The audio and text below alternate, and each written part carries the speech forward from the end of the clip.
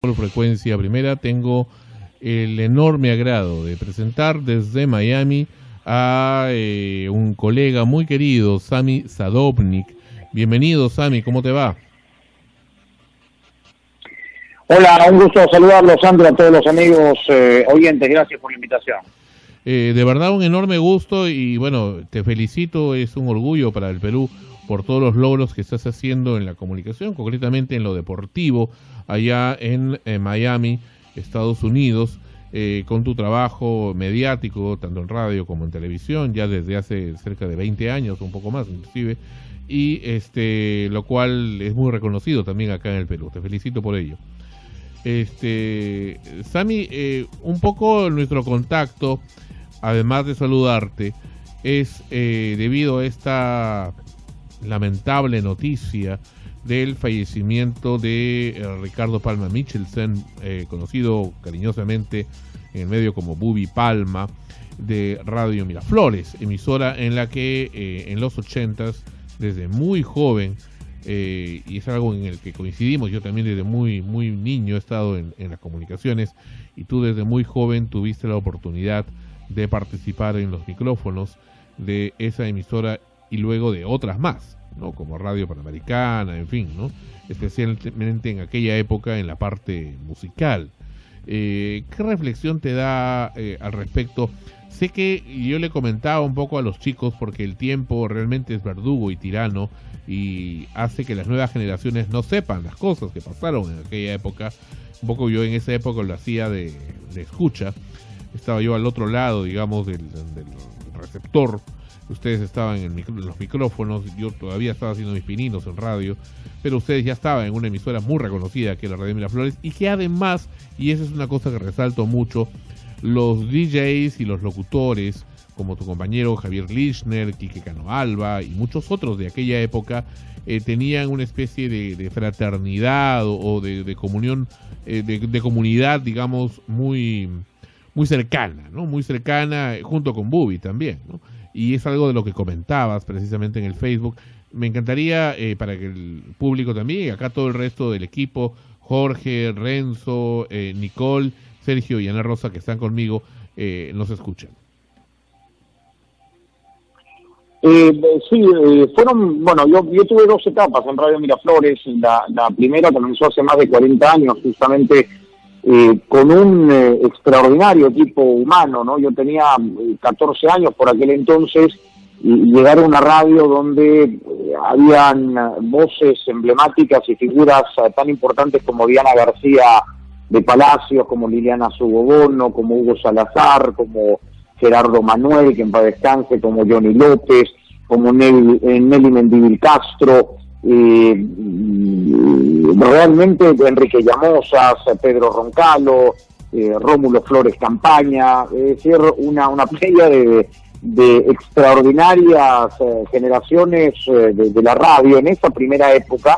Y yo virtualmente como un chiquillo, un joven que comenzaba en esto, realmente fue una escuela extraordinaria, ¿no? Claro, ya en la segunda etapa, digamos, fueron llegando Javier Lichner con Jorge Muñiz, que hoy radica en Canadá, que ganaron un concurso, llegó Quique después también de Radio Inca, digamos, fue sufriendo la radio una metamorfosis, Carlos Jauregui, pero digamos, en aquella primera época fue realmente una escuela para mí, ¿no? Que era el más joven y el más inexperto. Yo había tenido un inicio de apenas 6 meses en Radio Libertad, y digamos, esa primera experiencia de aquel verano de los 80 fue muy importante. Yo después, digamos, tuve que volver al colegio en finales del mes de marzo y mantuve el programa diario. En ese caso el ingeniero Palma fue muy gentil porque yo en el verano tuve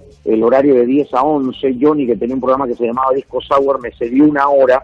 Johnny tenía el programa de 10 a 1. Johnny López, ¿no? Me cedió una hora de 10 a 11. Johnny López, correcto. Claro. De 10 a 11 de la mañana. Y después, cuando tuve que volver al colegio a comenzar el año escolar, me cambiaron al horario de 1 a 2 de la tarde, o de 2 a 3, perdón, de 2 a 3 de la tarde, después del programa de Nelly Mendívil. Pero como yo estaba en el colegio en aquel horario, yo lo que hacía era los fines de semana los días sábados, grababa 5 o 6 horas, grababa todos los programas, grababa todo el programa de la semana, me metía al estudio con Jorge González, que era el responsable técnico en aquel momento, y grabamos las 5 horas corridas del programa con música y todo, en ese momento con cintas de carrete abierto, y le íbamos rotando. Entonces me permitía de alguna manera tener vigencia estando en ese momento y a la hora de emisión del programa en el colegio, ¿no? Dime, Sammy, de esa época de gloria, digamos, de Radio Miraflores, porque Miraflores ha tenido una etapa, diferentes etapas, inclusive etapas pues, pretéritas de los años 30, 40, en onda media y onda corta, y ya luego la FM ha venido como que es un poco, entre comillas, medio contemporáneo, finales de los 70s, 80s, en fin, hasta su declive, ¿no? Ya he pasado los 2000. Pero de esa cofradía o de ese grupo que encabezaba pues el ingeniero Palma con ustedes, y que era muy muy querido, esa comunidad que tenían ustedes, porque yo recuerdo yo estuve en una ocasión, pero ya un poco tardío, ya en el 88, en esas reuniones, ¿no? Él hacía unas reuniones, ¿no? Como director de la emisora, y les hablaba a todos. Todos los jueves. Sí, ¿no? Cuéntame un poco cómo fue tu relación con Bubi Palma. Sí, debo incluir a Jorge Henderson Palacios también, claro. a quien obvié claro, que tenía el programa Mundo Musical Iberoamericano, antes de llegar a la televisión con Enhorabuena. Jorge tenía ese programa que era solamente música en español, y después empezó a hacer, digamos, también en el periodismo con la revista El Momento, en el instante en que ingresó también a hacer periodismo político con César Hildebrand en sus programas de televisión en Canal 4. El ingeniero, efectivamente, bien recuerdas, todos los jueves hacía en la mañana una reunión con los programadores. En esos momentos estaba Magdalena de la Riva, después ya llegó Javier, y todo el staff de locutores, y nos permitíamos intercambiar ideas, escuchar canciones. Recibía el ingeniero una gran conexión, digamos, de discos, hasta que llegó, digamos, el acuerdo comercial con las tiendas Sears, que en aquel momento, ya cuando se abrió la importación de discos, tenía el club del disco Sears, que lo manejaba Gerardo Manuel. Sí, y que después cambió a el club del disco y cassette Sears. Sí, me acuerdo, muy bien. Exactamente. Y la radio tenía una colección en la discoteca espectacular, ¿no? Teníamos todos los discos que se editaban en Estados Unidos a la semana en la radio, y el ingeniero siempre fue un innovador dentro de esta industria, porque más allá de los contactos que tenía a nivel musical de manera internacional, también los fines de semana nos permitió hacer programas, digamos, específicos. Él tenía una gran conexión con lo que era la Deutsche Welle alemana, con la Voz de los Estados Unidos de América. Entonces los domingos por la tarde-noche empezaba a hacer unos programas musicales y especiales. Por ejemplo, Javier hacía lo mejor en folk y country, Hugo hacía La Caverna Subterránea, que era, digamos, no era música comercial, entonces nos permitíamos los domingos hacer programas especiales. Yo tenía un programa que se llamaba Soundtrack, que era lo mejor de música de películas, que era un programa de 1 hora solamente con música y canciones de películas, de films. Javier tenía lo mejor en folk y country, ya te digo de Hugo. Quique tenía Jazz Back, que era un programa solamente de jazz. En fin, digamos, Lilian, y después Carlos Jauregui, un programa de solamente música disco. Y una vez al mes, además, porque tenía, digamos, el canje con el Chief del Pacífico, nos reuníamos también en almuerzos o cenas en el emblemático Chief del Pacífico, que estaba en los altos de Cine El Pacífico. Claro, ahí en el Lobo del Pacífico. Estaba ahí a la vuelta del Haití, que no sé si existe todavía. No sé ya si no existe, ahora es un McDonald's. Imagínate, íbamos todo una vez al mes, por lo menos, allí. Y realmente sí, yo tuve una relación entrañable con el ingeniero, incluso alguna vez con César Echandía Málaga, que era el ingeniero de la radio. Tuvimos la oportunidad de venir para aquí, para Miami, de reunirnos con, en ese momento, quien era el principal proveedor de los equipos y de armar, digamos, las estructuras de las radios en el Perú, que se llamaba Ben Ostrovsky, que vivía por aquí. Y pasamos 5 días aquí de trabajo, comprando discos, escuchando música, visitando radios. Es decir, una experiencia realmente de trabajo estupenda. En ese momento yo debía haber tenido 20 y pico de años y yo en ese momento ya estaba en la universidad estudiando comunicaciones y realmente era pues fue una experiencia realmente extraordinaria. Por supuesto, digamos, yo tuve que ir las primeras veces con mi padre porque yo era menor de edad, entonces una serie de situaciones ahí legales y la verdad el ingeniero me apoyó muchísimo y después él ingresa también a lo que significaba el tema del periodismo, donde él, con el seudónimo de Odrafir Mapal, ¿no?, que era el nombre de él al revés, escribía los emblemáticos Buenos días, señor presidente, ¿no?, de la época del arquitecto de la UNDE. El noticiero El Momento en una radio musical como Radio Miraflores fue un boom, con la figura de Rómulo Flores, que en ese momento era el locutor principal de las noticias del Canal 7, con don Enrique Llamosas, que también tenía un programa que se llamaba Música para la Juventud Tiradora al Recuerdo, y el propio Pedro Roncallo, que era don Pedrito, que era la voz de la radio, la voz emblemática de la radio, y hacían un noticiero que era El Momento, que era realmente extraordinario, ¿no? Después llegó Oscar Díaz para la revista El Momento, es decir, trató y llegó a combinar eso, y fue realmente un innovador en la radio, y por eso creo que siempre estuvo a la vanguardia, ¿no?, en el desarrollo de lo que fue la programación de Radio Miraflores. A mí me emocionó mucho, hace cuestión de 4 años le hemos tenido acá al ingeniero Ricardo Palma en Extremos, en el noticiero, y recordamos justamente algunas grabaciones, ¿no?, porque los viejos archivos de Solo Frecuencia Limera pues obran muchos de esos pasajes que tú comentas, ¿no?, de la revista del Momento, que eran los días sábados, que tuvo creo que 2 conductores y también diferentes temporadas o tiempos del noticiero El Momento, de esos comerciales, ¿no?, o tandas que hacían también, y diferentes programas que ponían en la radio, ¿no?, diferentes cosas. Algunas las producían, esos jingles, por ejemplo, que los producían en RPM Studios, ¿no?, esa casa de producción de sonido que tenían ahí mismo, que lo tuvieron hasta un cierto tiempo, ¿no? Entonces, ahora, pero yo recuerdo haberte conocido en una época que estuviste a dúo muy cercano con Javier Lischner, que me parece, si no me falla la memoria, que ustedes, a raíz del éxito que hubo en Estados Unidos de USA for Africa, de We Are the World, y luego de Cantaré Cantarás, lanzaron en el Perú Unidos, un canto para el amor dormido, ¿no?, con cantantes peruanos. Correcto. Nosotros, esa ya fue en la segunda etapa en Radio Miraflores, porque, digamos, después de una etapa primera en la radio, después, digamos, ocurre lo que ocurre regularmente, digamos, las figuras emblemáticas se fueron dispersando. Diana partió a Radio América, Jorge hizo lo propio en la tele, comenzó Enhorabuena y tuvo que desligarse de la radio. Johnny comenzó a hacer los programas de entretenimiento en Panamericana Televisión con Diga lo que vale, y pasó a Radio Panamericana. El propio Hugo comenzó también su trayectoria como actor cómico, como imitador, con Tulio Loza. Javier partió también a Radio Panamericana.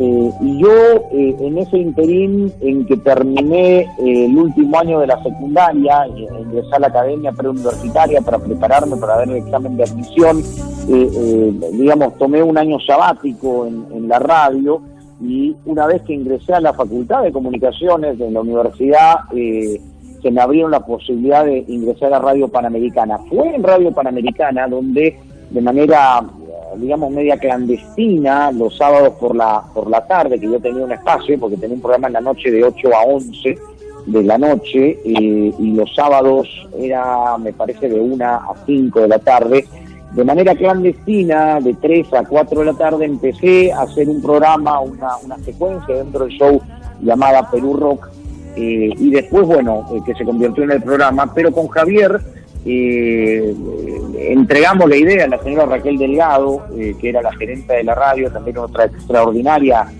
broadcaster y radiodifusora, de hacer el programa dúo, y ahí comenzamos con Javier en Buenos Días Día. Y en Buenos Días Día, el trabajo a dúo nos permitió tratar de hacer algunas cosas distintas. No queríamos encasillarnos en el clásico disjockey o en el montadiscos, y empezamos a crear distintas secuencias como para darle cierto movimiento e innovación al horario matutino. Y ahí fue que efectivamente, en ese momento en que Bob Geldof hace el tema del Ice Aid, y todos estos movimientos que se generaron no solamente entre los artistas hispanos o en el USA for Africa, sino muchos también del ámbito europeo y en Inglaterra, por ejemplo, nos surgió la idea, ¿no?, de poder canalizar y hacer este movimiento. Así, gracias a Iván Márquez, pudimos tener, digamos, la exposición en Trampolín a la Fama con el querido Augusto Ferrando, sí. Y allí fue que convocamos, digamos, a las voces. Ahí fue que nos llamó José Escajavío, a quien no conocíamos, y él se ofreció a componer el tema, obviamente totalmente ad honorem. Había que buscar, digamos, porque nosotros queríamos simplemente encargarnos de la parte de la producción ejecutiva y musical del disco, más no de la administración, y no tocar en ese momento un solo sol, un solo inti, que creo que era la moneda en aquel momento. Y ahí surgió la situación que, digamos, a algunas partes hizo politizar el tema en ese momento en el primer gobierno aprista, y preferimos nosotros dar un paso al costado y buscar una asociación totalmente independiente y apolítica, y así nos encontramos con la Asociación Emergencia Ayacucho, con un grupo de damas estupendas y extraordinarias, cuya presidenta, mira las vueltas que da la vida, ¿no? Era la esposa del embajador de los Estados Unidos en el Perú, la señora Anabela Jordan, y a través de ella, y mira, después de los años, Javier y yo nos mudamos, vivimos aquí y somos orgullosos peruanos americanos, y fue a través de esa Asociación Emergencia Ayacucho que pudimos canalizar la parte económica, y después de un largo año y medio de trabajo con Coco Salazar, con Carlos Monge en paz descanse, con todas las voces que participaron, pudimos presentar el disco, grabarlo, lanzar el disco 45, la venta se hizo a través de la asociación, y gracias a esas ventas se pudieron construir casas cuna y casas hogares en Huanta, en Huamanga y en Huancapi, en la región de Ayacucho, que visitamos después con el monseñor de Ayacucho, con las señoras de la Asociación Emergencia Ayacucho, y creo que ahí dejamos, digamos, ese trabajo que, y hablo por Javier, también debe haber sido el legado más importante de nuestra carrera en el mundo de la radio musical desde todo punto de vista. Muy bien. Yo recuerdo, no sé cómo ha sido tu experiencia, querido Sammy, cuando la primera vez que yo conocí a Bubi Palma, que fue allá en el local que estaba en Alcanfores, 592 en Miraflores. Mi padre fue amigo de que paz descanse también mi padre, de Ricardo Palma. Además que Ricardo ya había trabajado con mi tío Armando Serna en los 60s en la televisión, ese recordado programa High Life. Y cuando yo llego a la oficina de Bubi, pues veo pues una oficina enorme con un escritorio gigante, así yo lo veía desde esa perspectiva, pues un muchacho de 13 años, y equipos de última generación para la época, ¿no?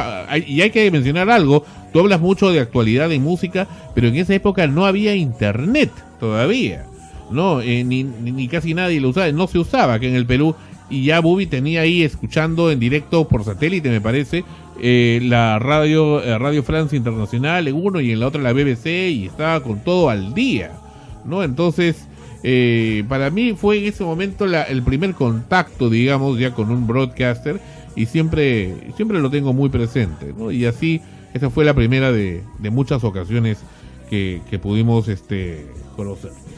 Muy bien, vamos con... Hemos avanzado en todo sentido, no solamente en infraestructura, sino también en el modelo de negocio de la radio, en torno al tema comercial, porque, digamos, teníamos la posibilidad nosotros también, más allá digamos, del salario que teníamos, de poder tener la libertad de poder conseguir nuestros propios clientes, de generar nosotros nuestros propios ingresos en ese sentido, de poder grabar nuestros propios comerciales, como bien decía, los jingles, digamos, en cuestión de infraestructura y en cuestión de idea de lo que era, digamos, como modelo de negocio la radio en ese momento, incluso con el modelo de los canjes comerciales, de poder hacer actividades como las hacía Johnny, por ejemplo, en la época de los patines, con en la calle de las pizzas, con conciertos que se hacían, es decir, digamos, tenía una mente brillante y abierta al desarrollo, y allí acaso nos haya nacido el espinito y la semilla esta de decir, bueno, hagamos algo más allá de ser un montadisco, o algo más allá de presentar canciones cada 3 o 4 minutos en la radio, sino tratar de llevar más allá de esto lo que significa la radiodifusión, y él fue una de las piezas fundamentales, y por eso en esa segunda etapa, cuando vamos a la radio y nos vuelve a recibir después de nuestro paso por Radio Panamericana, es que podemos concretar el proyecto de Unidos, pero también el proyecto de Perú Rock, con bastante más libertad en la estación anterior, incluso hacer concursos para buscar nuevas bandas cuyo premio era grabar en los estudios RPM sin ningún tipo de costo. La hora de grabación en aquel momento era muy alta, y poder editar un disco, de hacer 3 encuentros de rock nacional con los propios protagonistas para hacer nosotros una especie de mediadores para discutir al aire durante 2 o 3 horas en la mañana la problemática del rock nacional y trasladarlo en aquel momento al Congreso de la República. Es decir, nosotros como canalizadores, ¿no? Porque la pelota estaba en las manos y en el campo de los propios músicos, pero digamos, todas esas actividades, si no hubiéramos tenido el visto bueno del ingeniero y digamos el escenario, la caja de resonancia que fue Radio Miraflores, hubiese sido imposible pensarlo. Un hombre, yo creo que un broadcaster con mente joven. Eso creo que ha sido una de las cosas características.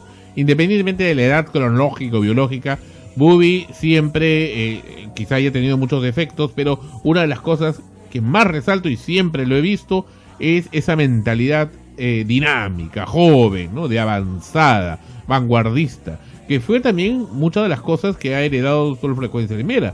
Ahora los chicos me escuchan y se dan cuenta con lo que tú hablas, que Sol Frecuencia Primera, dentro de su constitución, también tiene muchas semejanzas. Por eso siempre decimos que hay cierto emparentamiento con Radio Miraflores. Vamos con el equipo, adelante, por favor. Sammy, hola, ¿qué tal? Un poco con respecto a lo que estaba hablando Sandro, ¿no? De una mente joven, de un broadcaster, de un productor ahí que digamos, esté siempre abierto a cómo va cambiando el mercado, porque al menos en nuestro ámbito, que es las comunicaciones, las cosas vuelan muy rápido. Mi pregunta va es quizás un poco en contra, yo no sé, ¿qué tan fácil puede ser, así como hay productores que se encargan de investigar nuevas tendencias, nuevos caminos, qué tan fácil puede ser que un productor también pueda llegar a cerrarse, digamos, con ello y quedar atrapado en una sola mecánica que, digamos, es repetitiva, que hoy se ve en muchos programas, ¿no? Que porque una fórmula funcionó, no se atreven a cambiar o generar una completamente nueva. Bueno, existía también en aquel momento, y nosotros lo vivimos, digamos, Claro. en Radio Panamericana. Digamos, la fórmula funcionaba, la fórmula de la manera como se programaban las canciones o de cómo se entregaban los programas, y digamos, cada vez que por allí teníamos alguna idea o algún proyecto, había que pasar varios filtros hasta lograrlos. Muchos de ellos quedaron simplemente en el archivo y otros sí los pudimos concretar, y acaso por eso también, digamos, el cambio a la segunda etapa en Radio Miraflores nos permitió volar y poder generar otros contenidos, porque tuvimos siempre el apoyo del ingeniero Palma, ¿no? El ingeniero siempre estuvo abierto a escuchar las ideas, por allí a tratar de encaminarlas con su experiencia, pero siempre apoyando y siempre dándonos carta blanca para hacerlo. Obviamente en algún momento se tenía éxito, en otras se fracasaba, no siempre, digamos, todos los proyectos que otros compañeros y colegas, digamos, presentaron tuvieron éxito, pero él, por ejemplo, fue el que llevó la salsa a la FM por primera vez, ¿no? Antes que incluso Radio Mar lo colocara en FM. Yo he trabajado muchos años con la familia Zavala, con Brani, que también es otro de los extraordinarios pioneros y que desarrolló la parte comercial en la radio.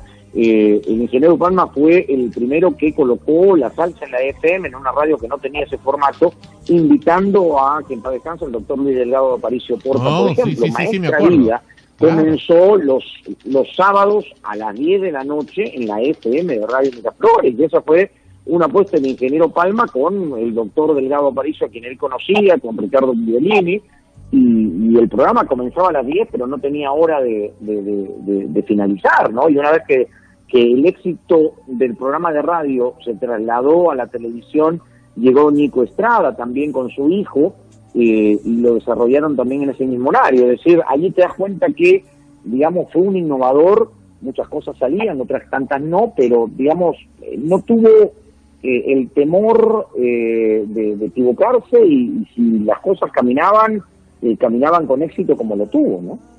Y eso es un gran mérito. Claro. Muy bien, Ana Rosa, adelante. Sammy, ¿cómo estás? Mucho gusto de tenerte acá en el programa.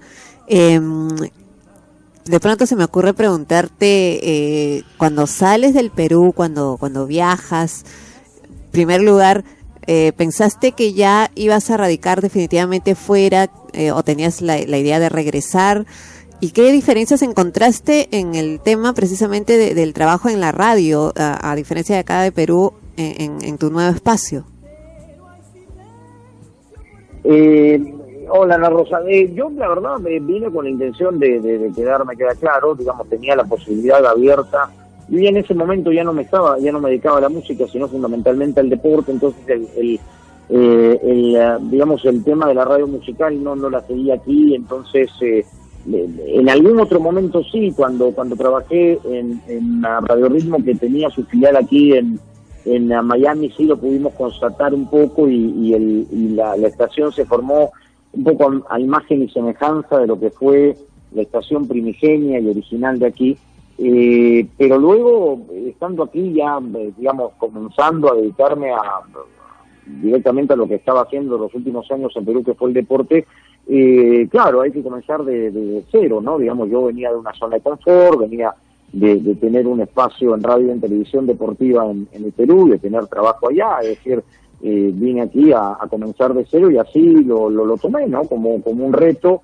No te digo que haya sido fácil, ni mucho menos, porque hay que comenzar picando piedra y de nueva cuenta, cuando uno a lo mejor tenía la posibilidad de quedarse conformista o tranquilo, cómodo en el país, con todas las bondades y posibilidades que te daba, pero bueno, fue una apuesta de la cual me queda claro, no me arrepiento en lo absoluto. Creo que fue la decisión correcta, y al cabo, después de casi 21 años que ya llevo aquí, creo que fue la decisión totalmente correcta, ¿no? Pero claro, fue una apuesta como todas, a veces te pueden salir y a veces no, pero también la mentalidad y un poco la idea de llevarlo adelante y de tratar de alcanzar tus objetivos. Hay que tener mucha paciencia, hay que tener mucha perseverancia, pero bueno, ahí está, ¿no? Y al final todas estas situaciones terminan rindiendo sus frutos, y queda claro que fue una decisión arriesgada, importante, pero de la cual, por supuesto, me siento muy contento. Vamos con Renzo Francia, adelante. Hola, ¿qué tal, Sammy? ¿Cómo estás? A ver, yo tengo en realidad dos preguntas. La primera sería, ¿cuál crees que es la mayor diferencia de la radio que se hacía antes y la actual? Nos has comentado que antes tenía la opción de uno mismo dar su contenido y que le daban la posibilidad. ¿Cree que en la actualidad también se puede hacer, o ya es un poco más esquematizado y todo ya está, por así decirlo, dicho? Y la segunda pregunta es más al tema deportivo. Ya está bien. Sí, perdón, pero no puedo con mi genio. Quiero preguntarle sobre la actualidad de la selección y cómo ve a Gustavo Delanto. Hola, Renzo. Sí, yo la verdad desconozco, y sería irresponsable de mi parte hablar de la actualidad de la radio musical en el Perú, porque no desconozco y no tengo, digamos, las herramientas como para tener un juicio de valor con respecto a lo que se hace hoy y lo que hacíamos antes. Tampoco voy a caer en el lugar común de decir que todo tiempo pasado fue mejor, porque queda claro, hoy las herramientas de la tecnología y de la modernidad nos han llevado a otro escenario que nosotros no teníamos en nuestra época. Lo decía Sandro, por supuesto, no había internet, no había que ir a buscársela de otra manera, y un poco ensuciarse las zapatillas en la cancha, para usar un término deportivo, pero creo que en aquel momento también era bastante esquemático. Había, digamos, cosas que ya no existen hoy, como las disqueras, por ejemplo, en donde los promotores discográficos venían y te entregaban los discos de promoción y te entregaban las canciones que salían, y los programadores, digamos, las seleccionaban y las programaban. Había cierto grado de amistad como para programar algunas canciones más que otras. En México se habla de la payola, yo nunca la vi, por ejemplo, no soy testigo de eso, ni mucho menos.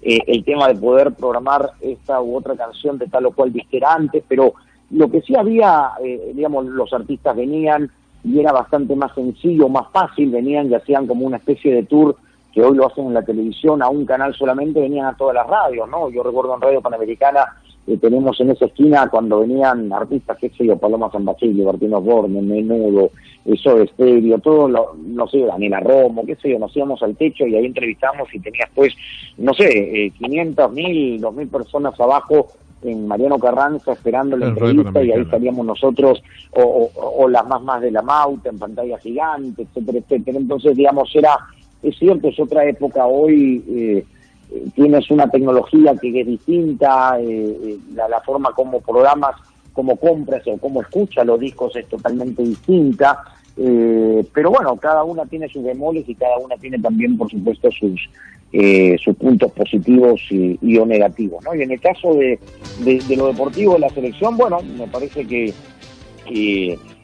utilizando una frase que nos encanta a nosotros los peruanos, matemáticamente estamos en carrera, ¿no?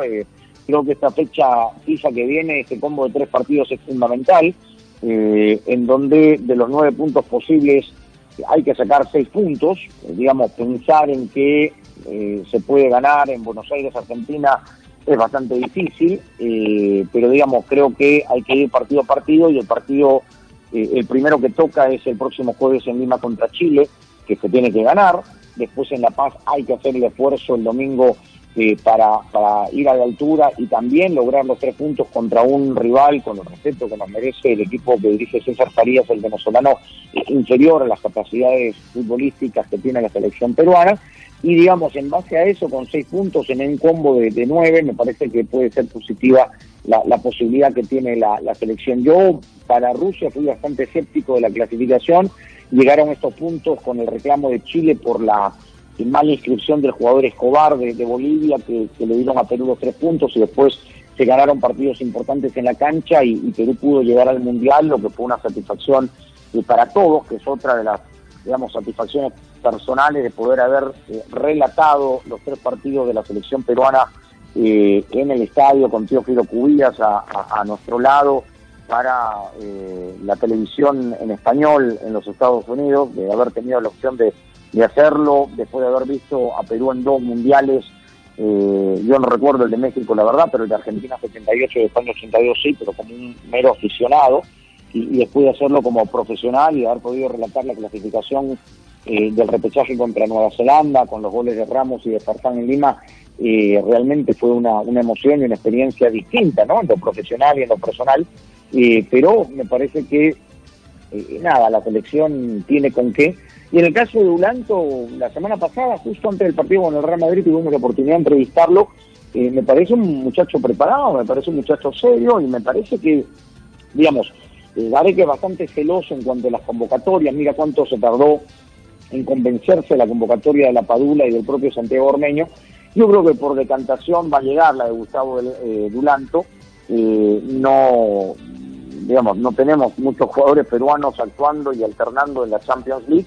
Gustavo lo hace también en una posición como central por izquierda, donde está Alexander Callens, está Luis Abraham, que está jugando en primera división en España, en el Granada. Entonces me parece que más temprano que tarde, yo creo que Gustavo va a tener la posibilidad de, siempre y cuando por supuesto mantenga su buen nivel, de ser considerado por Gareca y de tener una opción en la selección. Lo que pasa es que no hay partidos ya de preparación, no hay fechas, y las fechas disponibles son fechas FIFA, que son las eliminatorias. Entonces, digamos, como para probar elementos o tener algún partido de preparación o amistoso como para observarlo, va a ser muy difícil, y hay que, en el camino tratar de adaptarlo, de convocarlo y de insertarlo, digamos, en el día a día del grupo de la selección que ya lleva tantos años. Muy bien. Para ir concluyendo, rapidito, Resto, por favor. Sí, jugando a ser Gareca, ¿lo hubiese llamado para esta fecha triple o lo aguanta un poquito más? Yo lo hubiera llamado, para no necesariamente para jugar, como te digo, está Callens y Abraham, que me parece que son la pareja en esa posición que se disputan el puesto, ¿no? Pero para observarlo, porque los técnicos, viste cómo son, no solamente les gusta tenerlos en la cancha, sino también observarlos a nivel de la concentración, cómo se adaptan con los compañeros, cómo conviven con los compañeros en la concentración.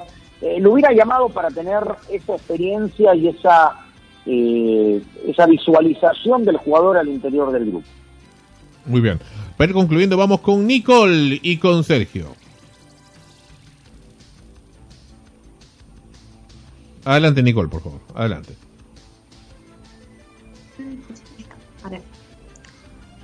Buenas noches, ¿qué tal, Sammy? Un gusto. Bien, justo habías mencionado que el ingeniero Palma fue el primero en darte esa gran oportunidad para continuar en esta carrera radial. Coméntame qué legado te deja el ingeniero Palma.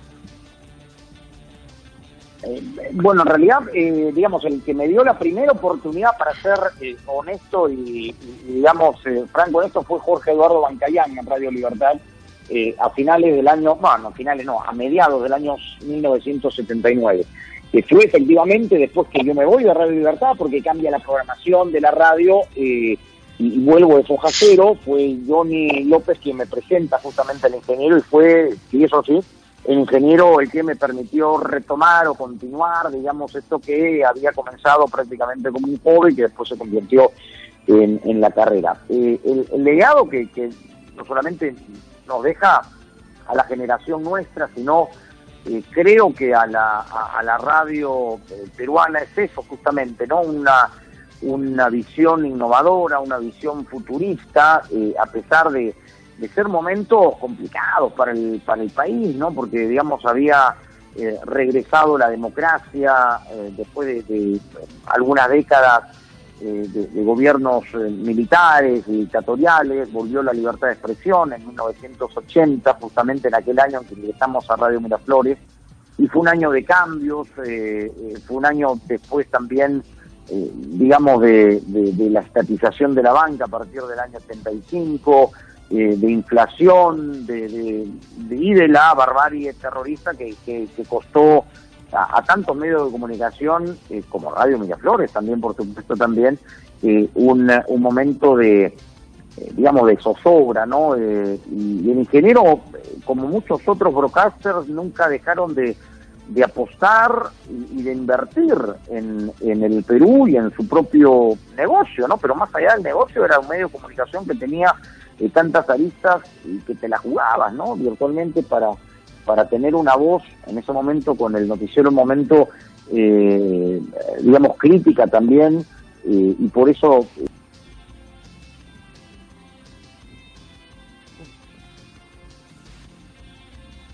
contacto con él, y tuve contacto con mucha gente que estaba en esta aventura que fue Miraflores TV Digital, incluso en el momento en que también en algún otro gobierno tuvo algunos inconvenientes de tipo impositivo, de tipo judicial, y la luchó tanto porque, bueno, era la empresa de la familia y era la empresa que él había sacado adelante con tanto esfuerzo, y creo que fundamentalmente ese es el legado y el mensaje que le deja a las nuevas generaciones que están comenzando en este medio tan lindo que es la radio.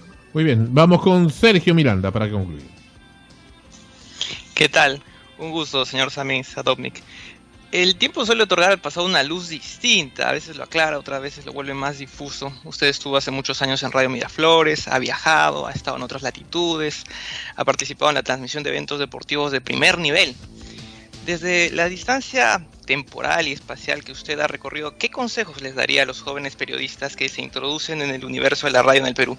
¿Qué les diría especialmente a aquellos que desean dedicarse al periodismo deportivo? Yo en realidad soy bastante cuidadoso en dar consejos, porque me parece que por ahí hay gente más capacitada para hacerlo, pero desde mi experiencia, creo que fundamentalmente en este tema y en todos los órdenes de la vida profesional, creo que hay que estar preparado, hay que prepararse para esto, ¿no? Hay que, estudiar, leer, capacitarse fundamentalmente. Primero tener todas las ganas para hacerlo y querer, amar y respetar esa carrera y cualquier otra carrera profesional que uno abrace, pero en este caso, en especial en la carrera nuestra de comunicaciones y específicamente en el periodismo deportivo, creo que la capacitación, la experiencia viene con el tiempo y la experiencia viene también con los golpes, con las caídas, con los triunfos, con los éxitos y también, por supuesto, también en muchas oportunidades con los fracasos que te ayudan a darte cuenta en lo que uno falló. Y fundamentalmente en la capacitación y en la preparación y en la educación y en el respeto por lo que uno hace, ¿no? El micrófono es en cualquier orden de cosas, ¿no? Digamos también hoy, te voy a decir la máquina de escribir, pero hoy la computadora, digamos en lo que significa escribir una columna o tener una columna opinión o entregar a través del micrófono una opinión, hay que hacerlo con respeto, hay que hacerlo con conocimiento, contrastando la información. Hoy en este mundo de la inmediatez, de las redes sociales, del Twitter, en donde hay muy poco respeto por el otro y donde uno hoy en 120 caracteres se siente el dueño del mundo y el dueño de la verdad. Primero hay que contrastar la información, no hay que hacer una caja de resonancia de lo que se emite en las redes sociales, sino hay que tener una propia opinión, reitero, contrastada, con conocimiento de causa, y después en el ámbito del respeto hacia el colega o hacia el prójimo o hacia el televidente o al oyente, ¿no? Creo que desde ese punto de vista me parece que uno puede ir avanzando con propiedad, con seriedad, con ciertos matices y con una opinión, porque nadie tiene en el fútbol o en el deporte todo es opinable, entonces nadie es el dueño de la verdad. Y algún momento un jefe aquí me lo dijo, ¿no? No te la creas nunca, ¿no? O sea, sé positivo, confía en tu trabajo, pero siente que cada día hay que aprender algo, ¿no? Sé como una esponja. Si piensas que lo sabes todo y que te la creíste, estás equivocado, ¿no? Hay que siempre estar atento, estar vigilante, estar con la mirada siempre precisa, con los ojos bien abiertos, con las orejas también en atención, y sobre todo tener eso, ¿no? Esa tranquilidad como para entregar y emitir una opinión antes de lanzarla alegremente, pensando que pueda seguir susceptibilidades. Hoy en que hay diferentes matices dentro de las relaciones humanas, creo que ese puede ser el mejor aviso que uno puede tener, sobre todo en esta carrera de los medios en general, no solamente en la radio, en la televisión o en la prensa escrita, ¿no? Querido Sammy, quiero agradecerte muchísimo por estos minutos de vida y en el camino, de experiencias, de recuerdos y de proyecciones también que nos has compartido al equipo y a todo el público que escucha aquí en Sol Frecuencia Primera, emisora que se siente de alguna manera emparentada con Radio Miraflores y que siente también esta irreparable pérdida. Y mientras el marco de la canción Miles on Wheels de la película Earthquake de 1974, tema característico de la revista, del noticiero El Momento, que empezaba cada 5:30 o 6 de la mañana de lunes a viernes, está acompañando este final de esta simpática nota contigo, después de haber sabido mucho de tu persona desde los años 80 en realidad, y es la primera vez que te escuchamos aquí en tu casa, por cierto, Sol Frecuencia Primera. Siento, no sé si lo compartes, que de alguna manera la sensible partida de don Ricardo Palma Michelson marca y cierra un capítulo muy definido y claro dentro de la historia de la mediática en el Perú. En el futuro, cuando se hable de la historia de la radio y de los medios de comunicación, tendrá que hablarse de Radio Miraflores y de su último director, Ricardo Palma Michelsen. No, sin lugar a dudas, y mira cómo es, Sandro, la vida, ¿no? Porque yo, digamos, la tesis de graduación en la universidad, en la Facultad de Ciencias de la Comunicación, fue la continuación del trabajo que había hecho como tesis también un querido amigo, una estrella musical como Julio Edgardo Barrera Larriega, que todo el mundo conoce como Ruli Rendo. Ruli había hecho su tesis en la Universidad Católica de la historia de la radio hasta, me parece que mediados de los 70s.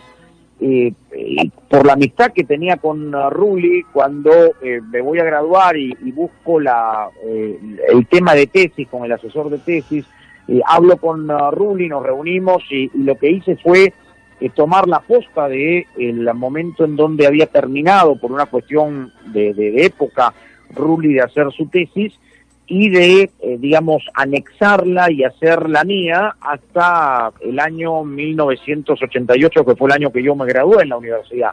Y hasta ese momento, y efectivamente, ahí, por supuesto, Radio Miraflores, el ingeniero Palma, don Clemente, don Ricardo, sus tíos, por supuesto, su hermano Andy, y la familia fue pieza fundamental, y ahí fuimos un poco escarbando e investigando, ¿verdad?, un poco lo que fue la historia, que esa fue la tesis, ¿no? La historia de la radiodifusión en el Perú de tal fecha hasta el año 88, y estoy totalmente de acuerdo, ¿no? Y hablando un poco en interno con algunos de los compañeros, con Javier, con Johnny, con Hugo Salazar, este tipo de pérdidas uno a la distancia la siente, ¿no? Como fue la de Gerardo Manuel, como fue la de Renato Scholz hace poco, como fue la de Diana García, para nosotros una compañera extraordinaria, como lo es ahora la del ingeniero, como la que fue también, por supuesto, de don Enrique Llamosa, de don Pedro Roncaldo Matos. Es decir, uno va viendo, y lo hablamos con Hugo, ¿no?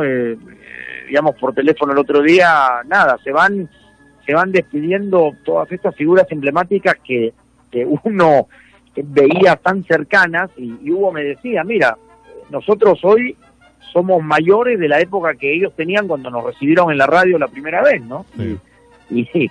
Y es cierto, ¿no? Entonces uno va recordando esas figuras emblemáticas de la radio, que por supuesto van a dejar un legado enorme dentro de la historia de la radio. No sabía que don Pedro Roncallo ya había fallecido. Sí, estaba bastante mayor, pero no sabía esa noticia. Me acabo de enterar con lo que me estás comentando. Sí, hace unos años, sí. Yo creo que no hace mucho, 1 año, 2 años, a través de Piero, su hijo también, sí. Que y a través hoy, por hizo locución también, Piero, fue uno de Facebook, los no se enteró. Sí. Bueno, y antes correcto, y el hijo de don Enrique también, Pipo, también claro, fue parte de la radio nuestra. Sí, claro. Y antes de despedirte, agradeciendo muchísimo por esta nota aquí en el programa, Renzo, que no puede con su genio, me suplica, me pide, me implora, me llora, por favor, que quiere hacerte una pregunta. Él es un gran admirador tuyo en el tema deportivo. Por favor, Renzo, adelante. Muchas gracias. Sí, Sammy. Bueno, rápido. El tema de relator deportivo. ¿El relator deportivo deja de ser hincha cuando está en la cancha? Porque yo escucho a varios relatores que lo gritan con el alma. Mi pregunta sería ¿el relator deja de ser hincha y se convierte en un neutro? Y bueno, has comentado hace unos minutos que no te piensas en que dar consejos es algo que no es lo tuyo, pero específicamente como relator deportivo, ¿qué crees que es lo más importante? En lo personal, sí, Renzo, digamos, una de las máximas que digamos, lo que pasa que cuando uno trabajaba en el Perú, y a mí me tocaba relatar, por ejemplo, en la selección, el auditorio en Panamericana o en Canal Nuevo o en América, o en la misma radio Ovación donde transmitíamos los partidos de la selección, el auditorio era totalmente peruano. Entonces queda claro que allí sí podías darte el lujo o la licencia de pluralizar. Digamos, a mí no me ha gustado mucho pluralizar, no lo he hecho, o sea, no ganamos, ganan, no jugamos, juegan. Por lo menos lo he tratado de hacer así, y lo hacía cuando vivía y relataba la selección, y cuando le anotaban goles, digamos, queda claro que no lo gritabas tan fuerte, pero digamos, tampoco lo hacías como hay muchas veces ocurre, ¿no? Gol de Brasil, 1-0, no. Cuando llegas aquí, el auditorio es pluricultural, o sea, aquí tienes auditorio hispano de múltiples nacionalidades. Digamos, si bien es cierto, por un tema demográfico, la mayoría de hispanos que viven en los Estados Unidos son mexicanos, pero también hay guatemaltecos, también hay salvadoreños, también hay hondureños, también hay argentinos, también hay peruanos, hay colombianos, etcétera. Me ocurrió, y aquí sí no pluralizas, aquí no juegan, aquí no jugamos, aquí juegan, aquí no ganamos, ganan. Y me ha pasado con colegas o exfutbolistas, digamos, de México cuando comentan a su selección. Yo, en dos momentos, digamos, casi crucé esa fina línea que tú mencionas. La primera fue en el partido de Perú con Nueva Zelanda en Lima, cuando Perú clasifica al Mundial después de 36 años, con el gol de Farfán el primero y el gol de Ramos después. Cuando termina el partido, ahí sí, digamos, no es que me haya quebrado ni puesto a llorar, ni mucho menos, pero sí, digamos, la emoción cruzó esa fina frontera, digamos, entre el profesional y el periodista y el aficionado.